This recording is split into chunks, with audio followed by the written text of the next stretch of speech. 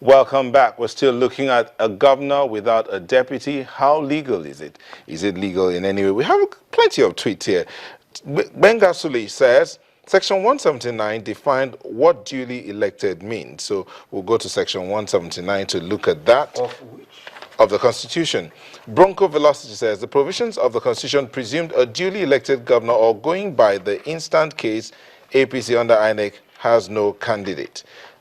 Nnamdi Ahaiwe says positions are not required to resign or they have never resigned. Did Wada resign to contest again in 2015? Negedu Victor finally says this issue is clear. Faleke is governor. Okay, we'll take a moment. Let's look at Section 179 before we continue that conversation. Subsection 2 of Section 179. Okay, let's see that. It says, a candidate for an election to the office of governor of a state shall be deemed to have been duly elected where, there being two or more candidates, he has the highest number of votes cast at the election and he has not less than 1/4 of the votes, which is what you said earlier. And 3, in default of a candidate duly elected in accordance with the subsection. subsection 2 A and B. Is the material subsection for the purpose of this discussion now. As I was saying before, the Kogi state government election, when the results were announced, all the local government results were announced, there were only some, I think, 91. But the final result even, was not announced. The total results were collated. No, hold on. Let me ask you a question yes. now.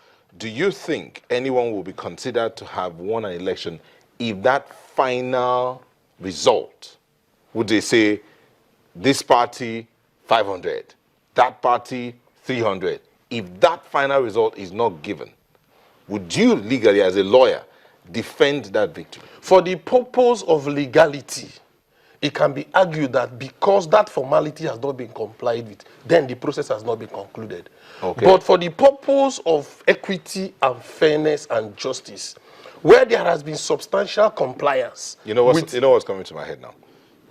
You watch football. Yes.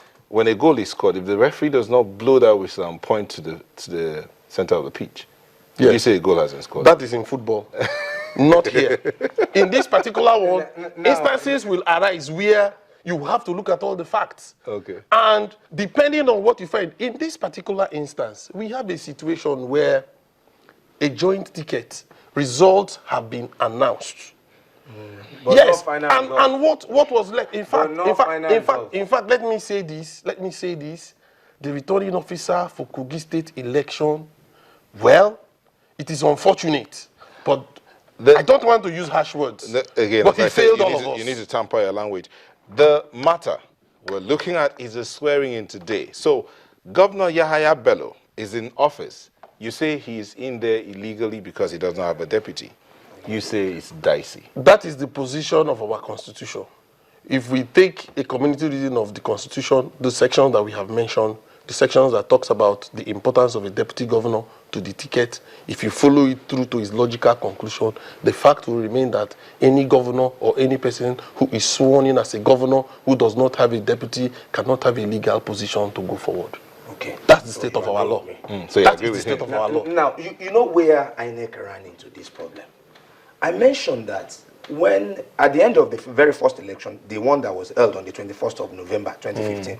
Now, at the end of collation, the Audu Faleke tickets had 240,867. Yes. While Idris Wada and Awuni, their tickets, they had 199,514. So, that one alone conforms with the provision of that section 179 sub 2. If you want to mention 1/4 of the total votes, they met it. 2/3 of all the 21 local governments in Kogi, they met it. What the INEC ought to have done at that point would have been declare the election, the Audu Faleke, the winner. Simple. But the INEC, they felt that, okay, they were still having maybe about 38,000 votes. That, okay, if we add it to this, either left or to the right, either 1/4 or 2/3 of the whole local government might not be met. That was when they actually ran into that problem. But once you are able to, now they now needed an independent advice. They now went back to APC So going forward, now this is where we find out, this is where we are. Some, the school of thought that say it's dicey, you say it's illegal, that the governor is there, and there are some who say it's legal. So there are three schools of thought here. But so far we have only two in the studio. There are those who are screaming legal. Some of the viewers are screaming legal out there. So going forward, what do we do? You that say it's a dicey situation. Yes. How do we settle this dice? I use the word dicey situation because the truth of the matter is that the problem that we are faced with in Kogi State is an example of the kind of emphasis we place, even by our political behavior on the office of the deputy governor. Since this issue in Kogi State has been unfolding, I've been asking myself, what is the significance of a deputy governor in our polity? By the provisions of our constitution, he is very, very important to the governor for the purpose of qualification, for the purpose of nomination, for the purpose of election. But we are now faced with a situation where, by accident or design, a governorship candidate is no more. And a party has come out to say that the man who was on the same ticket with him as a deputy should not step into his shoes. I am asking myself, what then is the value of a deputy governor? And that is why I think that the Supreme Court needs to make a pronouncement on this issue, because it would also help us to determine, in fact, to know whether we even need a deputy governor in Nigeria. Because the way this thing stands... You see, most of these things is not something that we can sit here and begin to discuss. Our rules doesn't really provide for us, discussing several matters that are pending before the courts.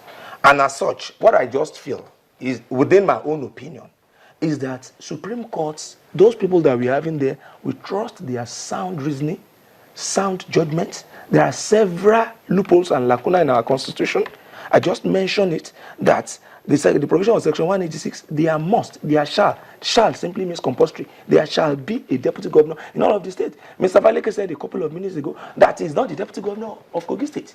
As it is now, it is the culture. He didn't say he's not the deputy governor of Kogi State. He said he's not the deputy governor to Yaya Bello. So, to who? To Yaya Bello. So, the deputy governor to who? He's not the deputy, he is the governor elect. Oh, he's the governor, by who? By reason, who pronounced him? By reason of the election. Well, let him decline. That is why he has gone to court. The court will make the pronouncement. He should wait till the court pronounce. You are perfectly aware of the fact that having gone to court, okay, he cannot come out now to shoot himself in the foot by coming to be sworn in again as deputy governor, having gone to court to get himself, to get the pronouncement from the court. Can he do that? Let's wait. It's court that will determine that. Very well. Very well. If you say we should wait, then we have to wait. Let's wait. It's court that will actually do it. But the fact remains that the whatever decisions the court will take concerning this matter, the future and the importance and the role of the deputy governorship candidate in Nigerian polity is at stake. And I dare say with all sense of responsibility that it is almost irresponsible to hold such a high office in such low esteem. Which office? The office of the deputy governor.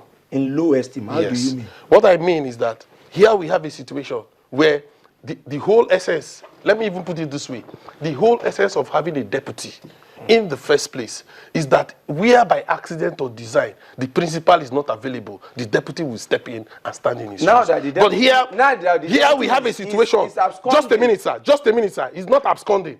We have a situation where a principal. Excuse me, sir. We have this with the party. Yes, his party has taken a decision. No, the party decision was wrong. It just shows that the party decision was wrong. Doesn't listen to the party decision is untenable. Sincerely speaking, I tell you that he doesn't listen to party.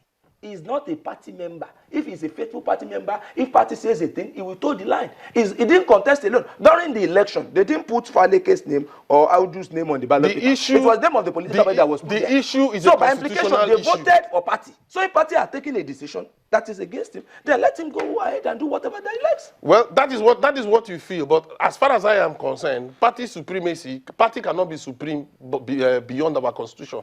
The party cannot be more supreme than the constitution of the Federal Republic of Nigeria. Is it the one that we read or another one? The constitution that you just read, the constitution has said that the constitution is the one that has made the deputy to be so important to the ticket. Are we saying the that party cannot come out? The party cannot come out on its own and say that this deputy is no longer important and we'll throw him out and bring somebody to substitute him just like that. Why is he eyeing the governor now? Is he a do or die? Because there is a vacancy. And in really serve. See, public service shouldn't be something that people should be fighting for if it is not a money-making venture.